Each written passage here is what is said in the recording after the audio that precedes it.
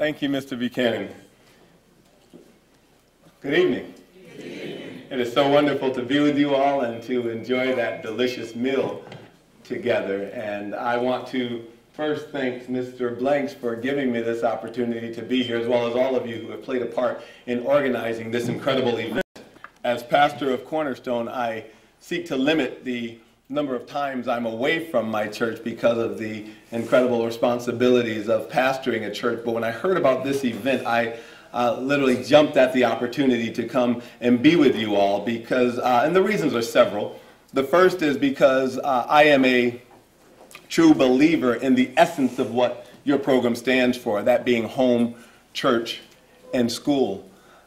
The organization to which Mr. Buchanan alluded is a program called PASSE, Path of Success Students of Excellence. And it's a 4-year system that we have established at our church, which takes students from their freshman year of high school, takes them through a 4-year system to matriculation into college, and gives me an opportunity. God's given me great favor to be able to go into high schools and share a 6-part seminar. And at the end of the seminar, we invite students to become a part of the PASSE, the Path of Success Students of Excellence. They do not have to be Christians.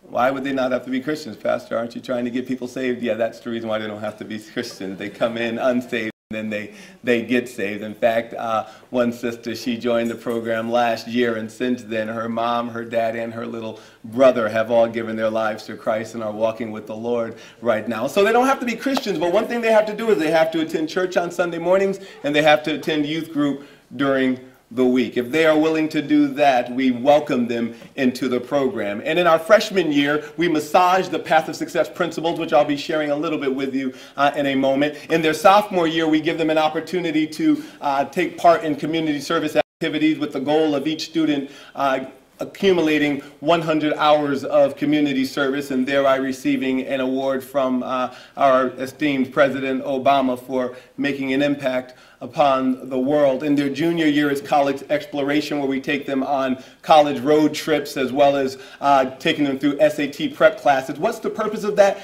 To take college from being an if to a when and a where. It's amazing when students who are first-generation college students, they're leaving that college road trip and saying, you know, I don't want to go to a big school. I want to go to a small. I don't care what you go to. Just go to a school, please.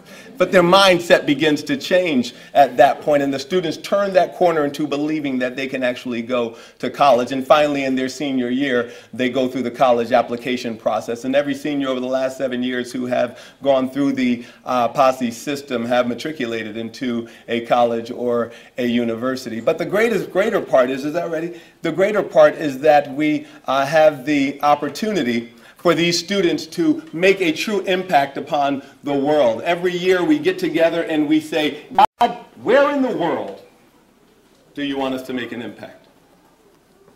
And they believe God, and they begin to set a goal for going and impacting the world, and they begin to raise finances. And in 7 months we tell them, okay, you have to raise $700. How am I going to raise $700? Okay, you don't have to raise $700. Here's what you do. You get you have 7 months. You need 10 people to agree to give you $70.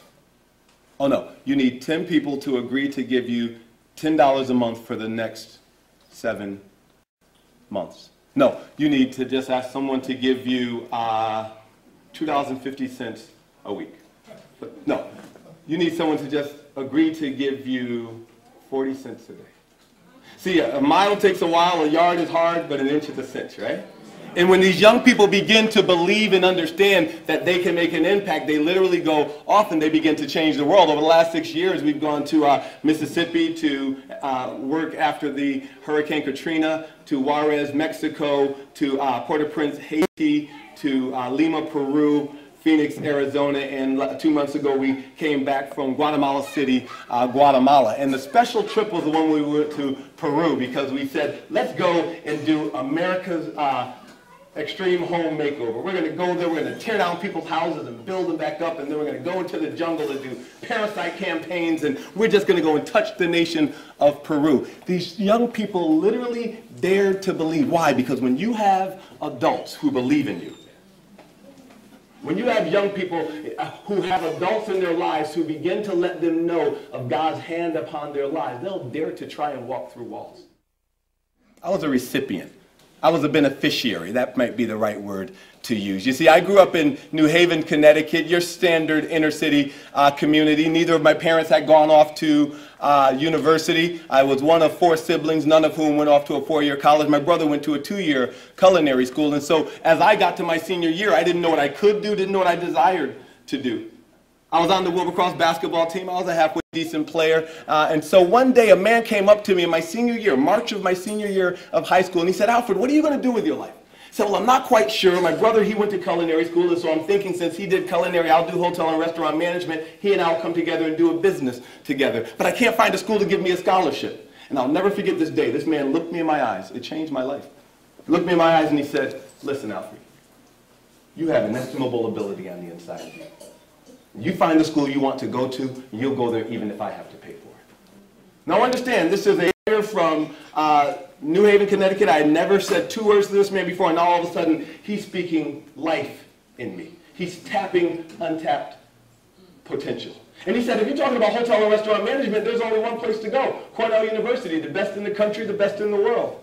Now, I said, well, maybe he's a little strange, trying to get me to sell drugs. I said, no, you must be on drugs if you think I'm going to be able to go off and do this. But you know what? It was the first time someone was speaking into my life. And I dared to listen. Because you know what? I grew up in church. I had the blessed privilege of preaching at the church in which I heard the Word of God for the first time last Sunday. And as I was there, I thought about the fact that ever since I knew, I grew up in the church. And so I heard the words of delight yourself in the Lord and He'll give you the desires of your heart. Psalm 37:4. And I can do all things through Christ who strengthens me. And I know the plans I have for you. But you know what? Those can only become life if you have individuals who undergird that. Otherwise, you're just running up in the air. You need somebody to put something underneath you so you can move forward. This man began to speak that into my life. And so I began to apply to Cornell. But before I finished the application process, my coach called me into his office.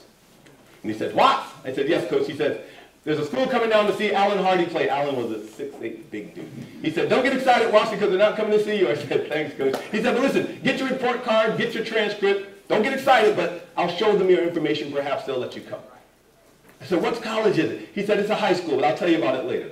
I said, "Coach, I'm a senior in high school." He said, "I'll tell you about it later." And so I get my information. I go play the game. I scored no points in the game, played about 3 minutes of the game. But at the end of that game, the coach comes to me from the school, and he said, "Listen, son, we looked at your transcript, we looked at your report card, and we believe you can excel at our school." I said, "What school is it?" He said, "Choate Rosemary Hall. It's a boarding school." This school was 15 minutes away from my home. I had never heard of Choate Rosemary Hall. I'd never heard of a boarding school. But again, someone was beginning to give me a path towards my success. And so I said, absolutely, I'll do it. And so I took a year after graduating from high school to do a postgraduate year, essentially another year of high school. I go up to Choate. I start having a wonderful basketball year, scoring 26 points a game. But when Cornell comes down to see me play, Mr. Blanks, I got to tell you, I choked. Had the worst game of my season. Never heard from the coach again. And I thought, okay, now I've wasted a year of my life, and I'm not going to get into Cornell. But you know what? I had the best academic year of my life.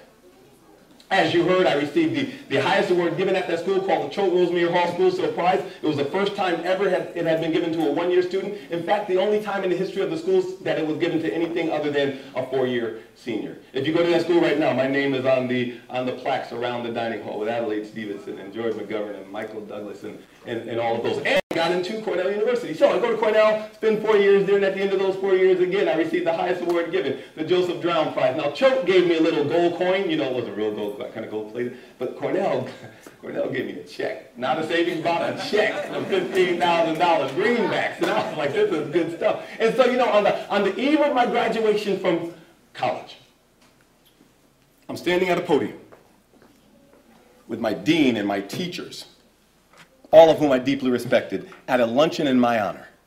5 other students who were runner-ups, all whom I admired, and I'm receiving a check for $15,000. And as I stood there, I said, 5 years ago, I had absolutely no idea as to what I was going to do in my life, and now, 5 years later, I'm at the #1 hotel school in the country, arguably the world, receiving the highest award given at the school. And I said, for every Alfred Watts receiving something like this, there are hundreds, if not thousands, listen, with even greater talent falling through the cracks. And so I took half of that money and I invested in some real estate, and I took the rest And I went back to New Haven, Connecticut, and I started this program, Path of Success. I went to my high school, sat down with that principal and said, listen, I want to talk to some students. They said, about what? I said, I'm not quite sure yet, but I know that there are some principles that I've applied to my life that allowed me to overcome the seemingly insurmountable challenges of the inner city and to go on to achieve success. They opened up the social studies calendar and allowed me to begin coming in and sharing the program, which is now called Path of Success, which I've had the opportunity to share in different parts of this country and different parts of other countries as well. And the foundational principle of the Path of Success Leadership Seminar is this. And this is something that we have to pour into our young people. Irrespective of what the program is, this needs to be shared with our young people, and it's this. The strength of the lion tamer does not lie in the fact that he is stronger than the lion, but that the lion thinks he is.